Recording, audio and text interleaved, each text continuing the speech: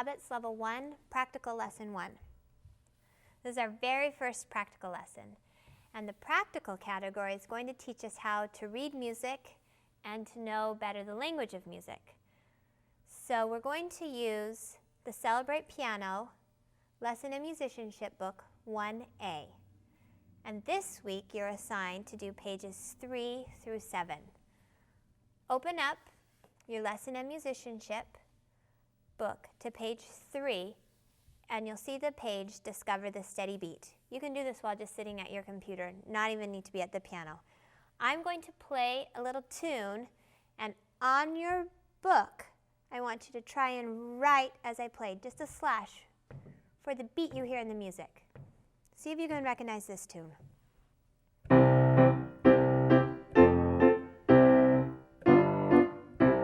Slash, slash, slash, slash, slash. Keep drawing slashes even if you run out of room. Slash, slash, slash.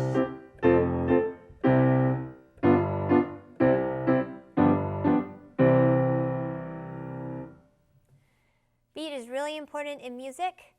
It's like our heartbeat going on. So if you can feel that beat, it's like listening to the metronome, you're going to have an easy time playing these pieces in L&M 1A. Turn to page 4 and go ahead and do pages 4 and 5 following the directions. After you're finished 4 and 5, turn to page 6. It's Raindrops. Now here's the thing with practical. I'm going to record and you'll be able to watch a video of me playing all of the pieces in your L&M Book 1A. But please do not listen to them before you learn them. The reason we're going through this book is so that you learn how to read music. Not that you're learning it with your ear. We're going to learn that a different way. But in this book, we're going to learn to read music. And if you hear the piece first, you're not going to read it. You're going to kind of do it by what you've heard me do. So the practice partner can listen to these videos of me playing the pieces. That's fine. So then that way they can help you and check. But there's a couple of rules with these lesson in musicianship pieces that we have to follow. There's no playing them other than the student. So if you're the student, you can play them. Practice partner, you're not allowed to play it for them. You can help them and point out things that they do wrong or count with them, or even you can play while they're playing, but please do not play the pieces for them. You can play them at the end of the week after you've practiced them all week long or after you think you've gotten them perfect, and then you can play with me to double check. Another rule, you are not allowed to write finger numbers or name notes on the music. The music has finger numbers, starting finger numbers on it, and just use those. Don't write in any other markings.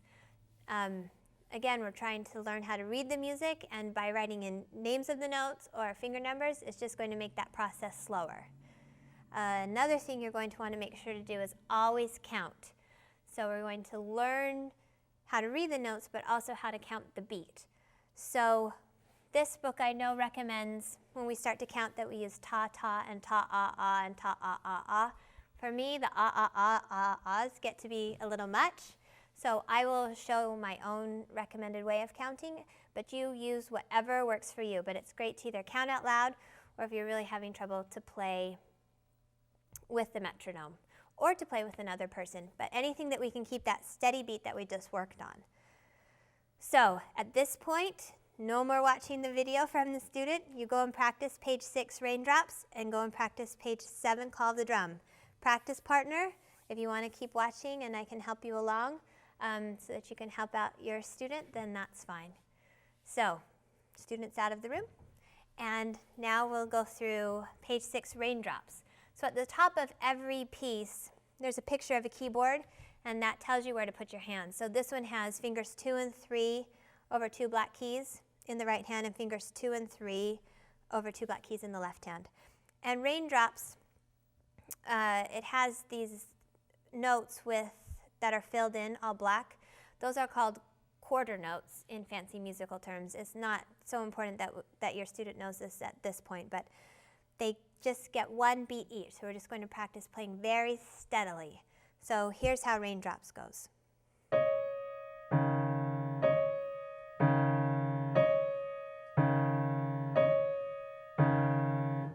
So the notes aren't very difficult, but the important thing is that the beat is kept steadily.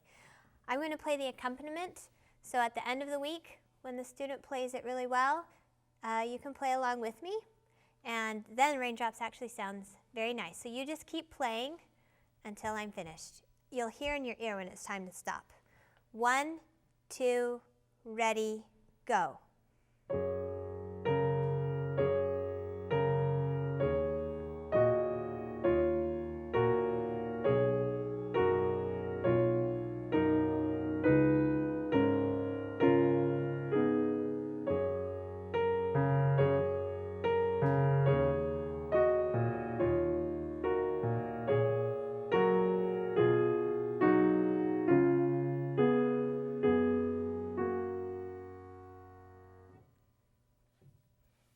This is L&M page 7, Call of the Drum, also part of practical lesson number 1.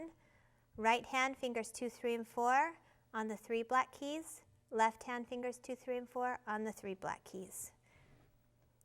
1, 2, ready, go. Left, right, right, right, left, right, right, right. You can repeat this up to 4 times. That was 2 times. I'm going to stop right there, and I'm going to play the duet part, and you can play with me this duet part at the end of the week when you have your part really great. We're going to go a little faster for the duet. 1, 2, ready, go.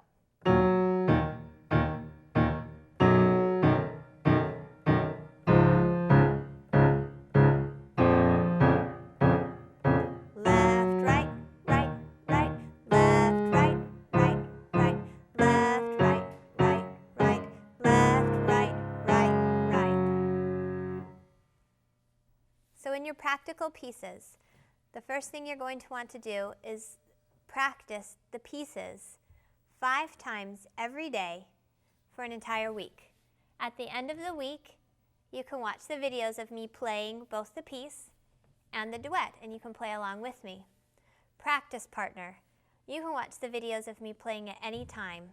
Just the student isn't allowed to watch them because we want them learning the piece by reading it, not by their ear.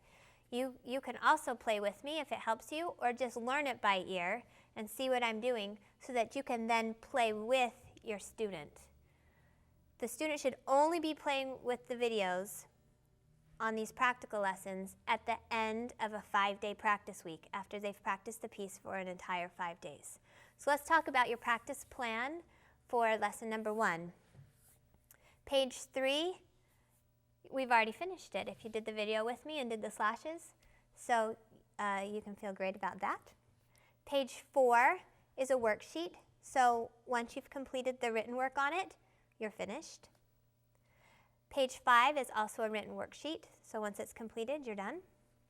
Page 6 and page 7, you're going to write on your practice chart 5 little boxes every day. And you're going to practice that 5 times, the piece 5 times every day. And after each playthrough, I want you to mark one of the little practice boxes. If you play the piece well but had some errors, mark it with an X. If you played the piece great, nothing went wrong, you had perfect notes and rhythm, you can mark the box with a star. And then see how many stars you can get by the end of the week.